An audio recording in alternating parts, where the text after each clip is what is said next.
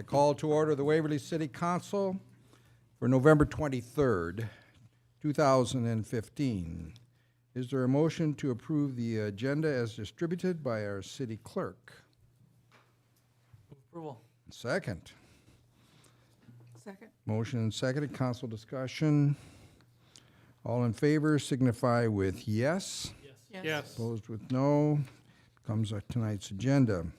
We welcome Mr. Greg Drews back for week number 3. We meet a lot. Any opening comments that you may have? Yeah, it's been an exciting few weeks. I highly recommend anybody interested in running, do the same thing. Check it out. Yes, it's not boring. Tonight we have no streaming, technical difficulties. Oh, And Recorded though at least, or? recorded, I think we'll be on the web page Yes. tomorrow. Damn. So, About what time? I don't know. But you just ask Cliff that, so he'll be able to tell us. do we put any Good. kind of notice up just on the page when something like this happens so people understand why they're not able to access it?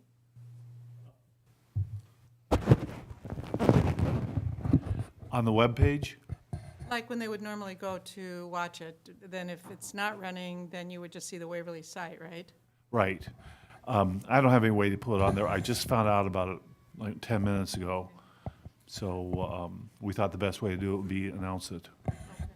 Yeah, I guess, you know, when it comes to live streaming, when I've checked, it's never more than 2 or 3.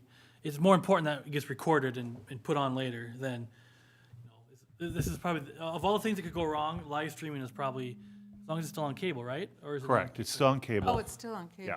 I'm Yeah. sorry. I misunderstood. I was not going to mention the fact that we had 2 or 3 people watch the live stream. I'm just saying, yeah, so it's, yeah, I mean, but there's a lot of people that watch them afterwards online, just not necessarily live, so. have you notified our regular customers? I have. I thought so. Thank you very much. This time I invite any comments by the public on any items that are not on tonight's agenda. Mr. Little. Dwayne Little, Waverly. At the last council meeting, the council approved a contract with WHKS to more clearly define the costs of repairing the Green Bridge.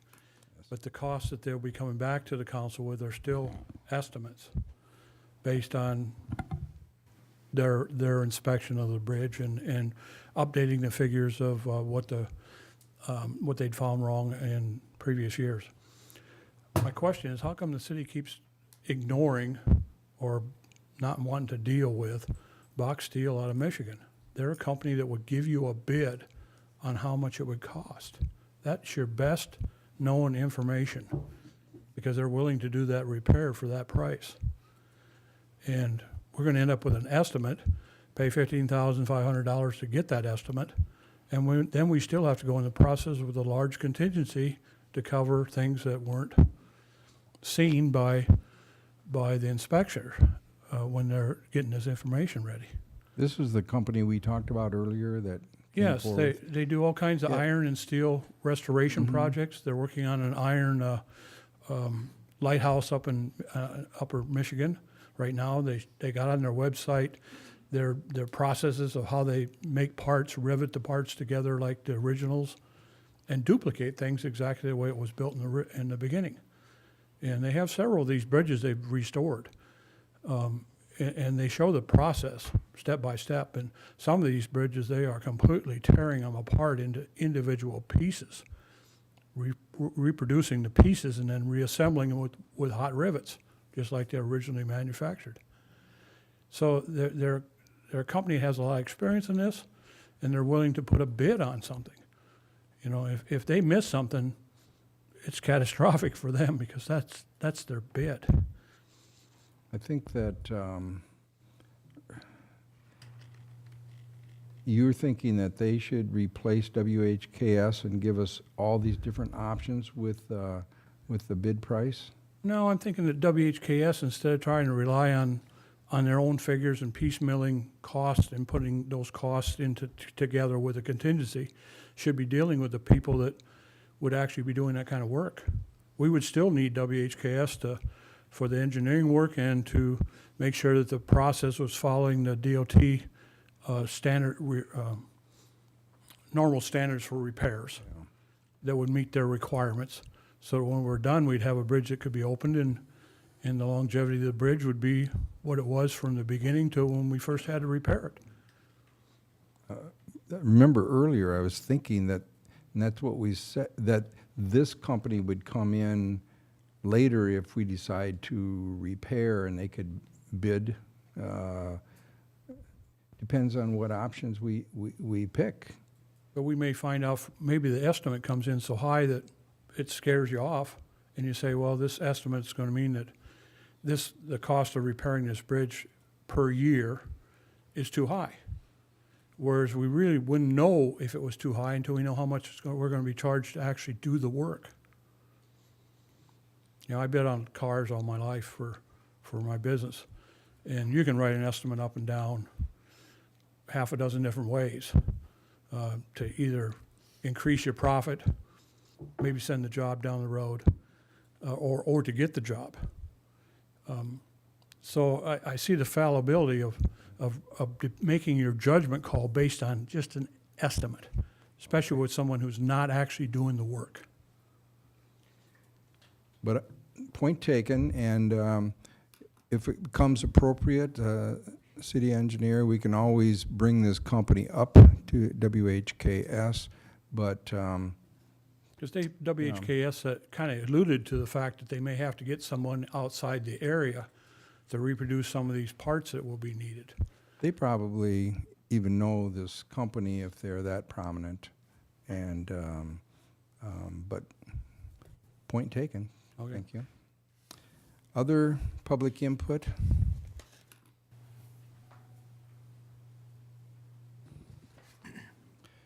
Study session. Item number 1 is a briefing on our community energy management program, which is a pilot program with IDA. Christine Maduro is here to help us with this effort for the public. This is kind of lead in here, Christine, that we budgeted $20,000 for this project, and we'll need a small amount of that moving forward to make sure that we have this guidance here. Tonight is our update night, and we look forward to being briefed. Thank you, Christine, for being Yep. with us.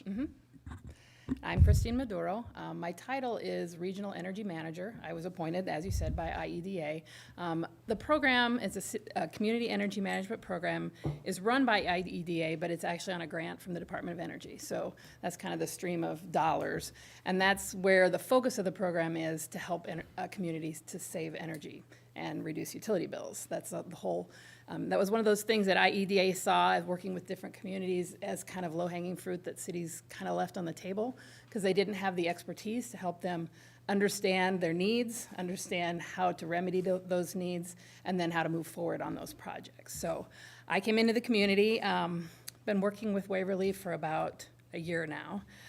I have 9 other communities I work with in eastern Iowa. So there's 19 communities in the program. I work with 10, and then I have a counterpart on the west half of the state that works with the other 9. We've seen some similarities and some differences between the communities. It's been a really great learning experience, I think, all the way around. One of the things that we did when we first started the program was we set up an advisory team. And that advisory team was made up of city employees, utility representatives, interested community members, anybody who wanted to be on the committee could be. We targeted the city buildings, specifically in Waverly. It was this building, the City Hall, Civic Center, the fire station, library, the Public Works building, although that was conditionally because we knew you were building a new Public Works building, the recycling facility, the pool, and the airport. So the first steps to that, we put those buildings into a program called B3 benchmarking that compared the utility use in those buildings not only to themselves, but to other similar buildings across the nation. So you could see if you were using more electricity or gas than you were supposed to. And that kind of helped us decide our focal point. Then we set up energy assessments. Here in Waverly, since you didn't have the resources from your utility, I did those assessments, except at the airport. That is a Mid-American utility facility. So they did the assessment out there. And then we used those assessment reports to come up with a list of projects. And we called that our energy action plan.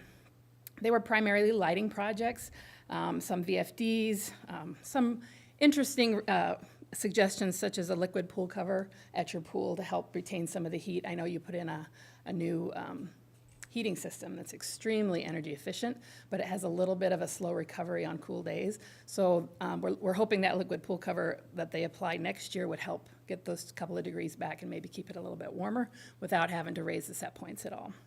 And then we also looked at some changes at the fire station. That's a geothermal heating and cooling system, an ice melt system, and overall geothermal is the most efficient thing you can put in as far as heating and cooling. However, with electric prices rising and gas prices going down, there's kind of a break point, and we're almost there, where especially with the ice melt systems and the floor heat in the apparatus floor, it might actually be more not energy efficient, but cost efficient to switch to a natural gas radiant heat instead. Brad's gonna talk about that a little bit when he comes up here, but we're working through all the cost justification to make sure that makes sense before anything like that is recommended. Some other things we worked on, we put together a city energy policy.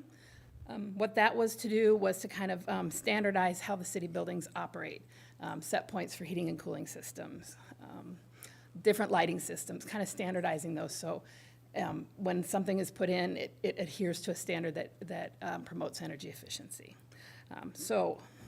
The other thing that we worked on was some building maintenance databases and checklists. That's something that Brad and I worked together on.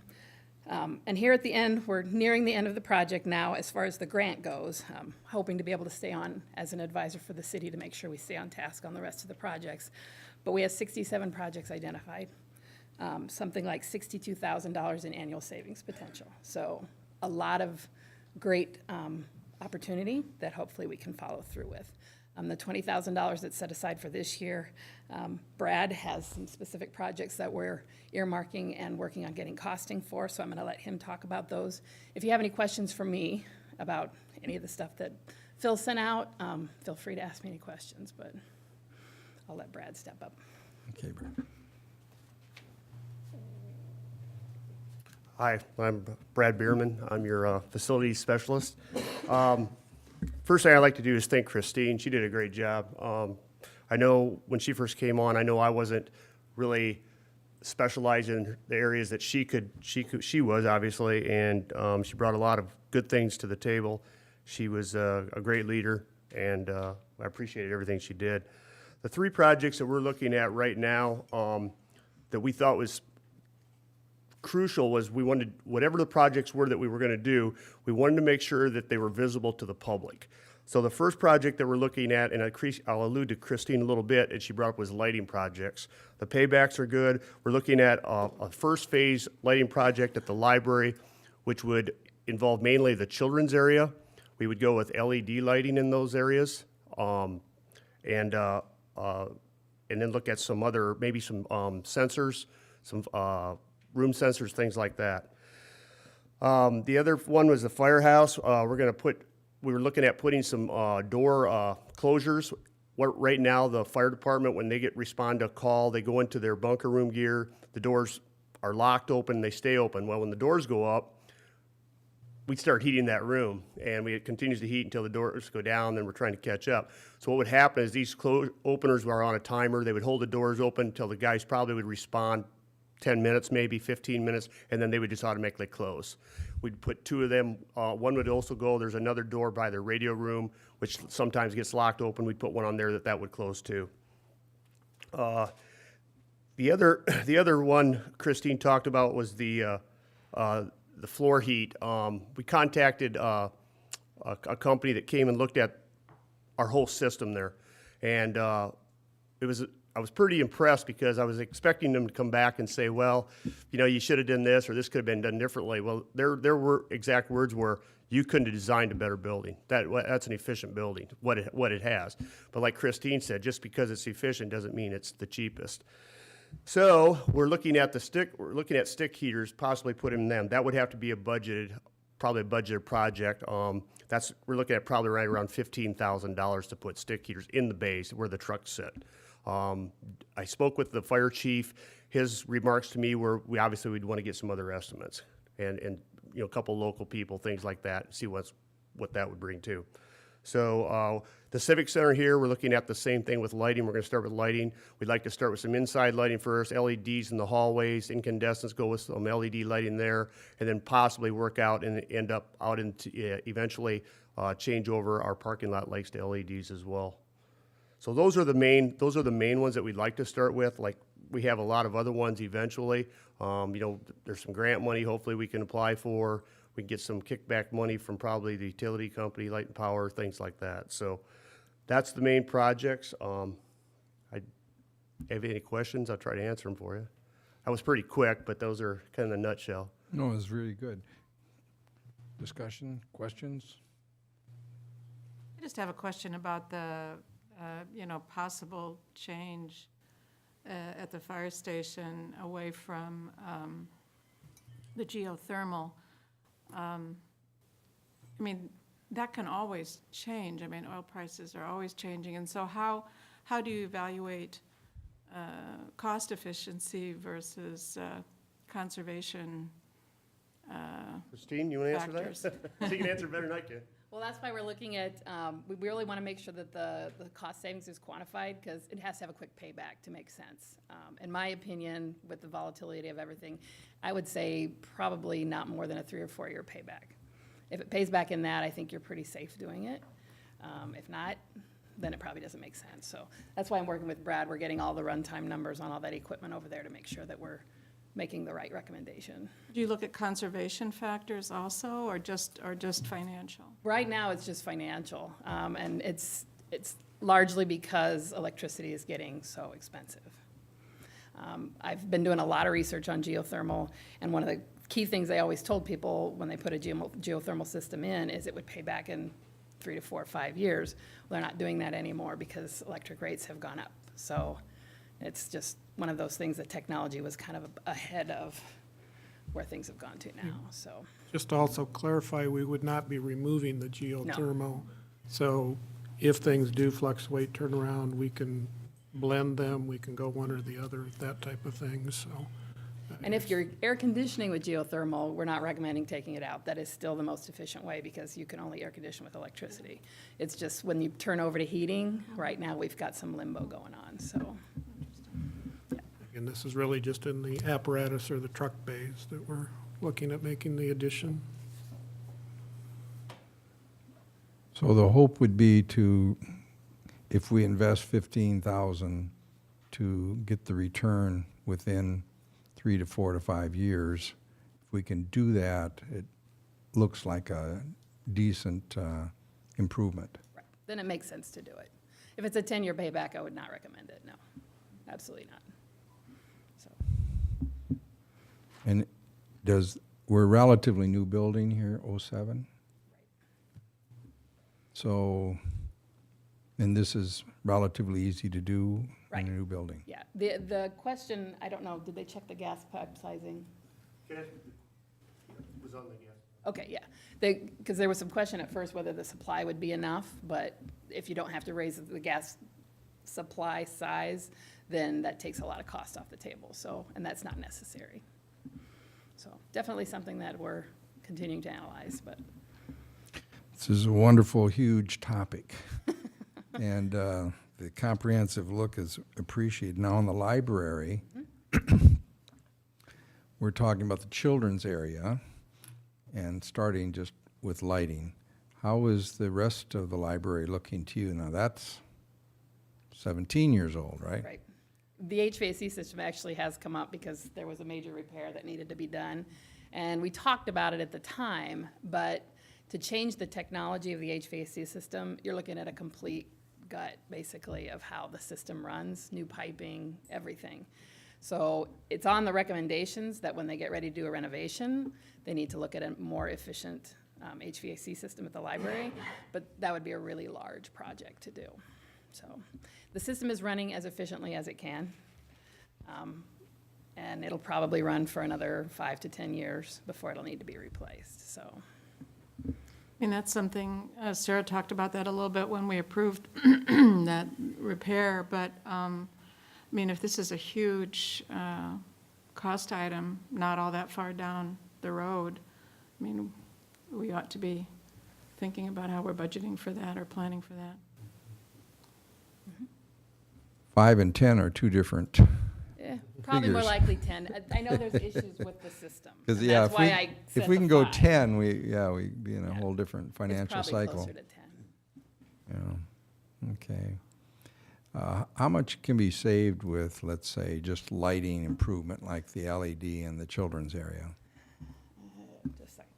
I've got cost savings.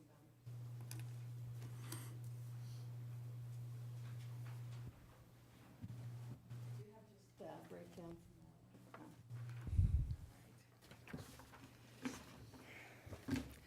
I don't have all the projects in the library broken out as to separate sections, but we did do, if we retrofitted all of the linear LEDs, that's the tube lighting in the library, it's somewhere around a $3,000 to $3,500 annual savings. Annual?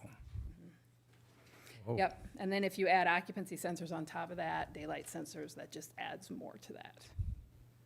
So.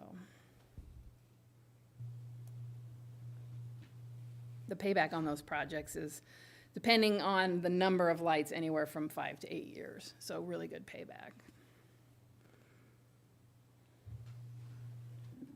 For me, it's not only the cost, it's the role modeling Yeah, that we need to do for our town. right. You know, that Yeah, and that's why Brad was recommending those real visible areas to we can do. inspire people, I think so too. follow suit.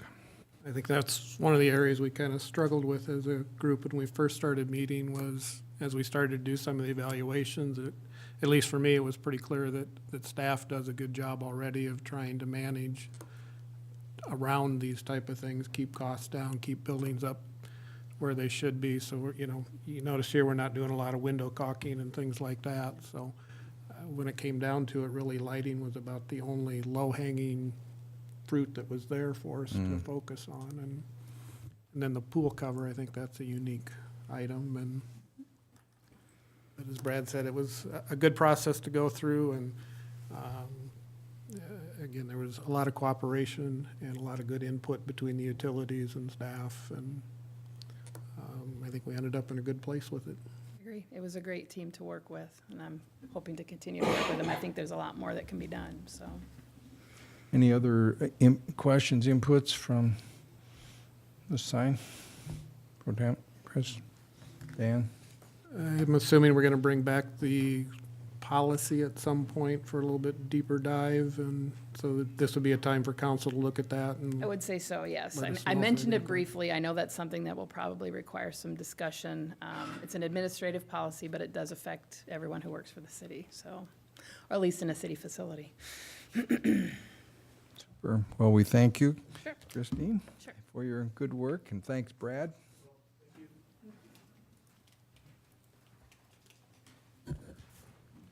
Discussion item number 2 is a look at our practice of archery within the city limits. Presently, our ordinance do not directly address archery issues. Practice has to be on private property, of course. Bow hunting is allowed in the city limits, but only with property owner permission. The city attorney, may I ask, I know this issue is surfaced from an inquiry. Is there any trend here, or from what eyes should we be looking at this? Well, I don't think there's a trend. I mean, I think it happens to come up in different cities, and most cities have almost the same ordinance as we do currently, because that's a fairly stock section that's in a lot of codes. I know Rich has done some research on some things, and I know he's actually drafted an addition to the current zoning, or not zoning, but the current section that we have. And it's the section 104.4.11, even though the one you have on your screen is the circled one. Yeah. They've got the additional wording. Yeah, yeah, but I just mean that the existing one is 11 that we're looking at, throwing and shooting. And so The one that circled for the packet had the firearm. it was the one below that one, but I know, Rich, you're the one that maybe suggested the addition, and maybe you could talk to us about why that's. Mayor and Council, well, yeah, this is kind of brought up, I know through a citizen question, when they found out that you could practice. I think that's what they had observed at the time was practice in archery. And so then that brought forward some questions. I suggested the alter definition in here to you guys if you wanted to make a change. There's obviously many things that we could do. We could leave it alone. It's been working fine the way it is. We could make, by the words I added in there, I'm thinking it provides a little bit more clarity in what the expectations are. We get a lot of questions from citizens if they can bow hunt or shoot their bows in the city limits. And what I wrote down in the possible amendment that you see is what we kind of described to them of what our expectations are when you do that. And then, of course, you can go to all the way up to some type of management, permitting process, describing backstops, and in not allowing it at all either, however you would like to see that. I do know that in, our most tenured officers, 20 years in, and we have not, to our knowledge, received any complaints, injuries, rogue arrows, this hasn't been an issue for our department. So with the language that you're proposing here and what you just said, that means that someone could bow hunt as long as it was in their yard? That's correct. Or with permission from the property owner? That's correct. But it could be within city limits? Right. People are Which currently. it is now. It's Right, okay yeah. now to do that. That's correct, yeah. More clarifying that, I guess. Yeah. And that's, right now, when, like I said, when people ask if they can do it, we've gone out there, we explained it, without getting into specifics in how we want the backdrop, how wide beyond the target it is, distances from other objects. Because I know like Evansdale has a permit process to do it, and I wouldn't recommend that. I don't know that we want to venture into a permitting process, just because I haven't seen, the complaints, the issues. There hasn't, in our experience that we've had. So where it kind of where I put in, the person's exercises due care and caution to avoid hitting, and it's kind of like when we do a welfare check on animals. We don't really describe in our code of what the welfare of that animal should be, but the officers have the ability to evaluate what they see in front of them, and if they see something that doesn't look safe, then we can address that. And I think by what I put in there would help clarify that for the officers as well. We just have never made any suggestions to the changes because it's never been brought up before, and it's worked well to this point.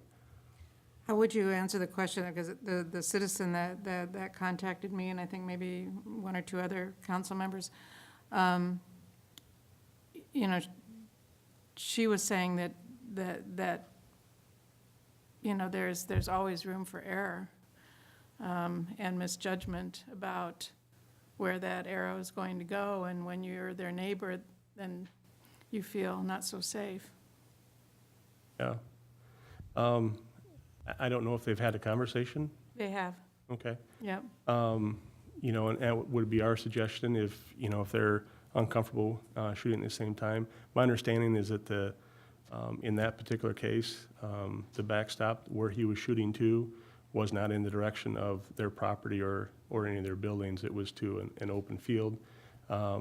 So I would see it would be unlikely to make a 90-degree turn. Yeah. But there are, like you said, there was rogue things. But we have not experienced that, like I said, in 20 years. And I can understand, coming from the person that wasn't aware that you were able to do it and maybe not familiar with archery shooters. But, you know, typically archery shooters are traditionalists, and they put a lot of money into their bows, they put a lot of money into their arrows, their fletching. If they miss the target, it's gonna cost them plenty of money. I mean, they're worried about that, and plus, obviously, safety, but they're usually pretty safe. So I think what I hear you saying, Rich, is that given the history that you know in Waverly, that it really has not been a safety issue. There might be obviously always a chance for something to go wrong, but that history hasn't shown that. And that this language would make it a little bit clearer, and so that if citizens, if we were to adopt something like this, to add it, or even if we weren't, that if somebody didn't feel they were in a safe environment, that a complaint would be in order and you guys would check it out? That's correct, yeah.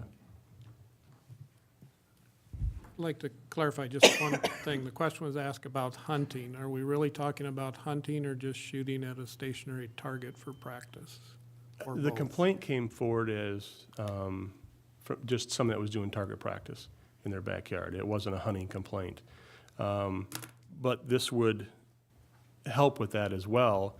I mean, if you're a hunter, you would still need to have permission of that property owner, or you have to be your property. So it'd still kind of help in that definition. And then is there a source that we could point people to that would describe what exercising due care would include? The size of backdrops, kind of, in general terms? I Again, think that would be kind of where the officers get involved. Like I said, that's where I kind of put that in there specifically to be vague. And I know a lot of times you don't want ordinances to be vague, but sometimes without getting so specific on every dimension and depth and what type to target, the 3D target, and I guess I'm not suggesting put Yeah. that in the ordinance, but is there a? So let's say- Archery shooter's manual that would tell me how to set this Yeah, up in there the are. backyard, that Yeah, type of thing? there that we are. could- And I think that, I know Phil, before he left, he mentioned possibly even doing a little bit of PSA with some, you know, like for any sporting area, you know, you usually have, you know, best practices. And we can certainly get those out there as well. And anyone can stop. We have the names elude me, but Gym Sports Shop. sports shop. You know, that'd be a good resource. They actually have a shooting range upstairs, That's right, yep. which is an option too for people to not have to, if they worry about being too close to their neighbors or whatnot too. I mean, that's there are some options around here for that as well. But they would be a good resource to help with Yes. that kind of stuff too. As a lawyer, I think I like the due care language, because I think you can't really say, I mean, that's used a lot in different statutes that where you say exercising due care. Because due care usually means what's common in the practice. So what do people expect? You know, what kind of backdrop are you gonna have? What kind of target is it gonna be? Are you limiting your arrows to not a trajectory that's up and liable to go somewhere? Not pointing it away from other buildings, those kinds of things, because even if they set up a perfectly safe target, but it was aimed at somebody's house is right behind it, that may not be exercising due care. And I think that way the officers can use their judgment to at least bring the issue up at that point. There's always a judge that has to make that kind of ruling. That's right. Whether it's not exercising due And then care. it'll be the officer's job then is to describe, you know, what that error was on the citizen's part and bring it forward if they did see something that they felt was not safe. What's common in other towns our size? Our size, it's kind of a mixed bag. It's kind of like what was mentioned by Bill, is that we kind of have stock ordinances, and the throwing and shooting ordinance is very common in most cities. And then if you want to do something different, then you have to call it out differently. And a few cities have done that, where they've called out the archery or the bow hunting or the, some cities even have deer management programs, kind of like we have the goose program, and they'll get specific in it And if I had to take a guess, I would say 75% of the cities similar to us are probably what we have. You know, I like to do care, you know, verbiage on that too, because, you know, we could write volumes, as you well know, on how you can describe the situation and what's allowed and what's not allowed. You know, and to your point, the officer would be able to observe that and, given their knowledge, be able to evaluate whether or not it was a hazard. Right. I'd be in favor of bringing this back sometime then for this kind of change, since it's just a study session. I like that. It's just, it is that kind of, how far do you go in trying to protect and make sure something, you're trying to avoid having an accident, but also still allowing people use of their property and within that, and I think the due care. I don't think you want to limit people that are taking the measures and Right. exercising the common sense that they've learned over the years. And to your point too, that, you know, archery hunters or people that do archery tend to be very precise, I mean, that's why they're out there practicing. They don't just grab the bow on the first day of the season and go out and start shooting it. And they're very responsible. They're generally not gonna do anything irresponsible like that to begin with. So yeah, I wanna make sure they can still continue to do that. Yeah, we can bring it back. That'll be- Thanks. And to keep our eye on the topic in general, and come back to me or the council, Rich, if all of a sudden there's an escalation of archery that ends up with something beyond due care Right, consideration. if it's been underreported and neighbors haven't brought anything forward, you know, be sure to bring something forward so we can add it to discussion. Thank you.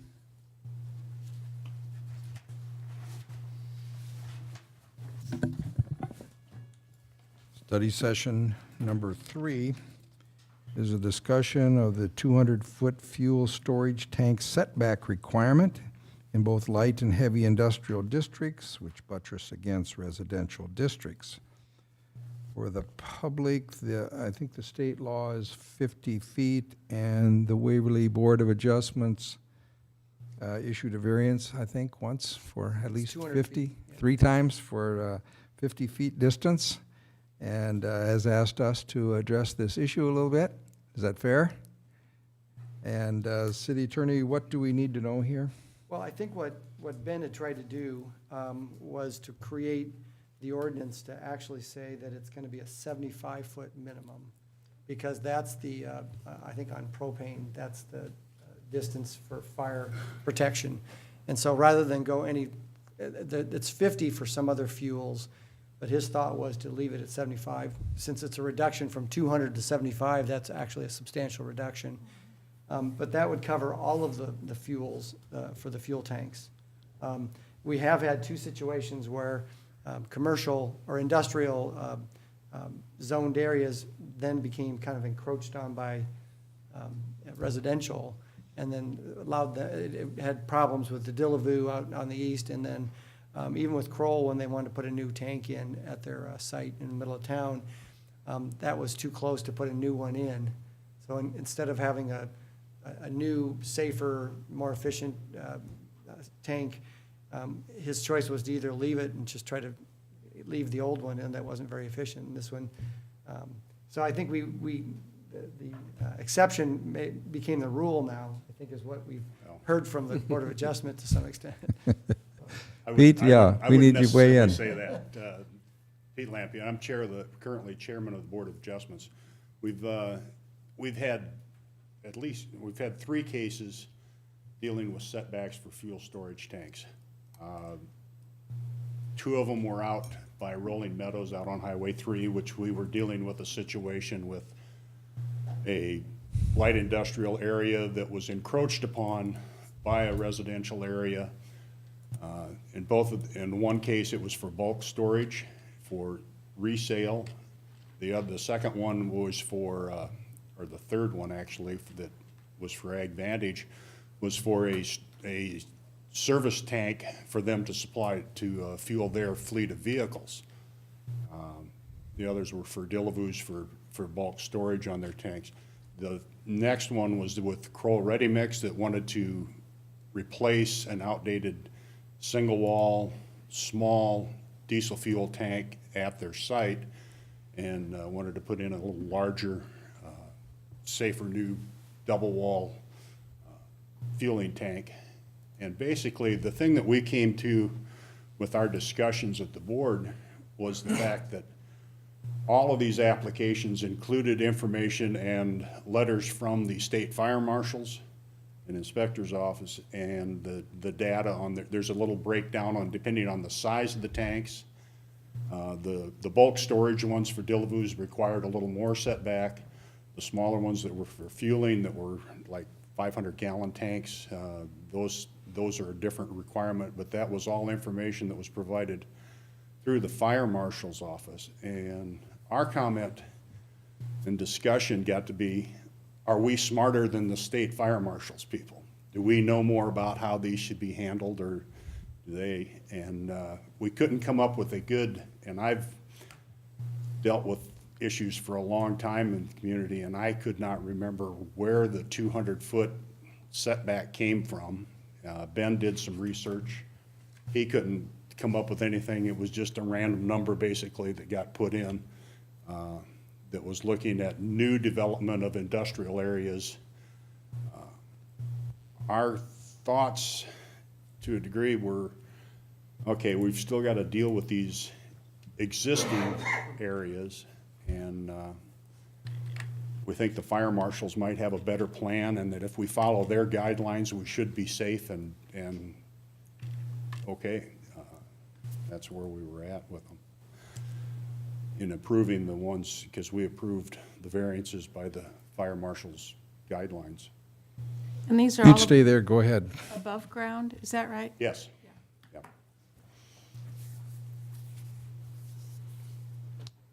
Difference between 50 and 75 feet in your estimation? There was actually a little difference in the 75 catches most of the tanks that would be set up. I think the one that, the fueling tank that got put in at Kroll's could have been done with a 50 by fire marshals, but it's right at that close setback, or right at that, and 75 catches the majority of the sizes. It caught the size of the bulk storage tanks for Delavue's was the 75-foot, and that. So you're comfortable with a 75, Yeah. but would prefer the 50? No, it's a Okay. matter of, you're looking at it. Just and checking. Once again, these all got looked at through the Board of Adjustments. We got to look at them as individual cases. Each one was a separate type of an issue. There was a difference in the tanks, difference in the volumes of tanks, the difference in the locations, the difference in the situations as to where they were going to be put. So we could do 75 moving ahead possibly, and if you had to do a variance on a 65, Yeah. you could do it. Sure. And would still, I'm sure that we'd still, as long as I'm on the board, I would still highly recommend that we still go back.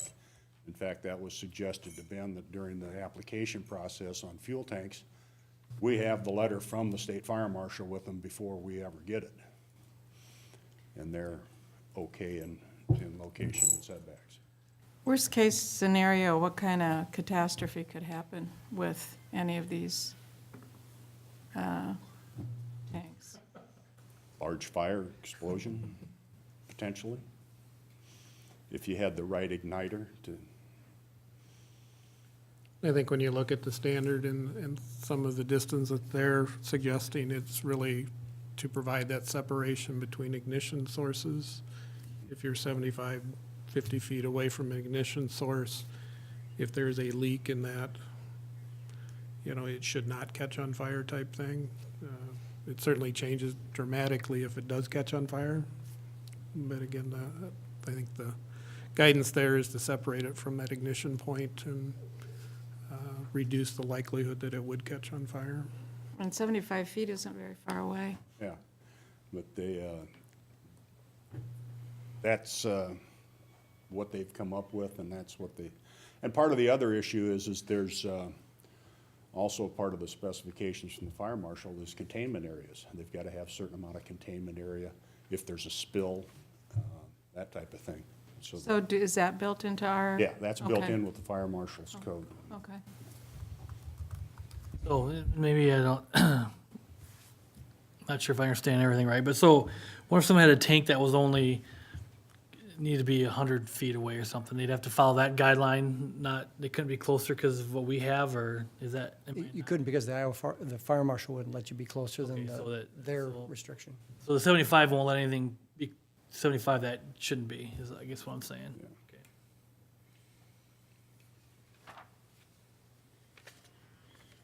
If someone wanted 50, they would just have to go to you guys. Yeah, they'd still have to come back and have, and as far as I'm concerned, they'd still have to have a verification from the fire Sure. marshal that this is gonna be an acceptable for the size tank that it would be. And in your documents, I think you said that there are still cities that enforce the 200. Why is that? It's been on the records with some other cities and they leave it, but I would imagine that if you go back and look through, they've probably had variances granted or stuff too, if they've got situations that have, ours basically came up a lot because of the situations that the properties were in. You had existing M1s that it was change of zoning around them, a change of an ordinance, and that's where we were getting hit with them. I don't see it being a big issue for any new industrial areas. So far as tanks being put into new facilities. And the quality of the tanks, obviously, Much better, they're all much safer tanks, the shut-off safety systems and everything else. Okay. They're all much better than the old, let's put a $4 padlock on the lever and call it good, and all you need's a good pair of Kleins and cut the lock and dump fuel, so. I guess maybe that'd be a point of clarification. For the most part, we're talking liquid fuels and not pressurized gas fuels here. Yes. So your standard LP tank that's Well, more the of a pressure. one for Dillavus that we did grant a variance for out on Highway 3, that was for a bulk storage for LP gas. One of those was, one variance that Dillavus received was for an LP gas tank, and that's still, they were still exceeding what the fire marshal required for that size LP tank that they put in for a secondary LP storage tank.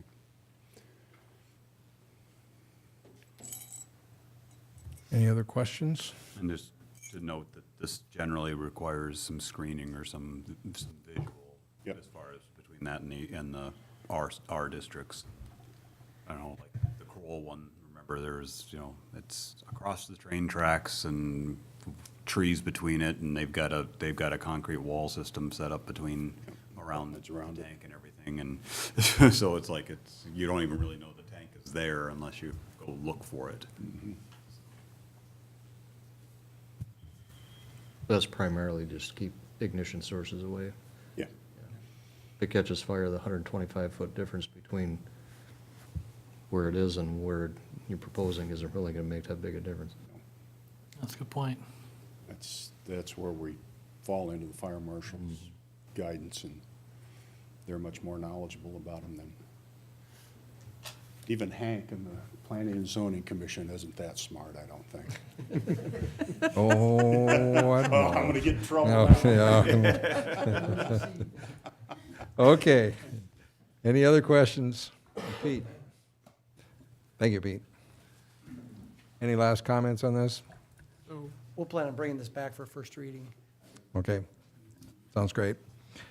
We have before us reports to officially receive, our monthly financials for October. Any comments? Officially received the Airport Commission minutes from October 8th. Any comments? Officially received Planning and Zoning Commission, November 5. Comments? Officially received Golf Commission minutes from November 10th. Comments? Officially received staff comments. Nice, strong staff here. Any,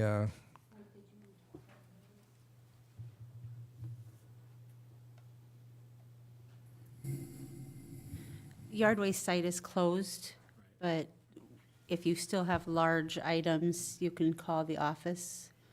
Brian called today.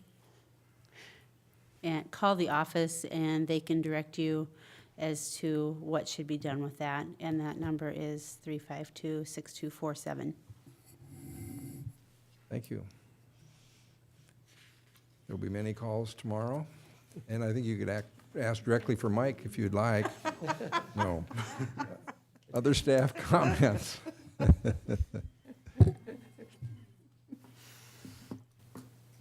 Hearing none. City Council? Dan? Nothing. I was just curious why, we were having executive session when the topic of that was brought up twice before in open session. The executive session won't make any decisions, and we'll just be discussing the strategy going forward. Bennett? Pro Temp? Just wish everybody a happy Thanksgiving and enjoy yourselves. Don't stuff yourselves too greatly, I guess.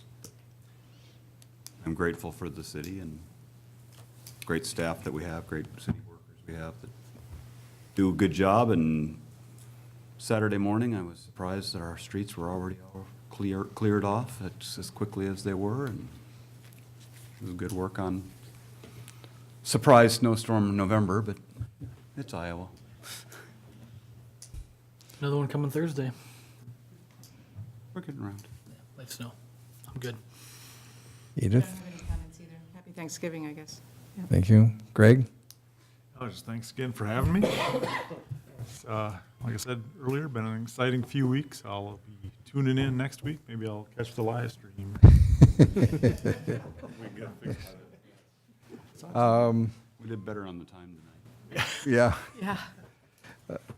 Mayor's comments. Oh, just a question. I had someone contact me today about snow removal at 3 in the morning with all of our increased people living downtown. I was thinking also with our hotel, when they clear at 3 in the morning, there's a lot of noise. I mean, a lot of noise. We're just going to have to live with it. Is that I'm looking for a yes or a no. Well, based on the amount of snow, they coordinate to have it cleared by like 7 in the morning when business is open. So get a 10-inch snowfall, that's going to happen. You probably get more complaints if they didn't and people couldn't get to work than the few that get woken up by the. Other people in the hotel couldn't get out of the parking lot. Earplugs. Earplugs work wonderful. I'd rather get to work on time than have a good night's sleep. For all complainants, please be listening No, to Chris Steinor is right, though. I mean, we do have to clear it, and say what I want now. you're saying we just judge it by when it's going to be clear by 7 when the rush hour hits. Right. That's right, and that's when businesses are opening up in the parking lots and parking on the streets is filling up. So we try to coordinate and schedule it to be finished by the time, typically when businesses are opening. Yeah, you'd have people stuck. You'd have people not get out of the driveway. There's a fairly significant safety component too, because we're out there typically in the middle of Bremer Avenue or the streets, one block off of there, and so it's best to do it when the traffic is minimal. Thank you. This time, we're going to adjourn to executive session. Is there a motion to move into executive? Do we need a motion? We do, yes. Is there a I'll motion? move that we move to executive session to discuss purchase or sale of particular real estate only when the premature disclosure could be reasonably expected to increase the price the governmental body would have to pay for that property to reduce the price the governmental body would receive for that property. Second, please. All in favor, signify with yes. Yes. Roll call. City Clerk, roll call, please. Mackenzie? Yes. Lampy? Yes. Kangas. Yes. Neuendorf. Yes. Waldstein. Yes. Unanimously, we move into executive session. Thank you for all who are here. Thank you, Pete.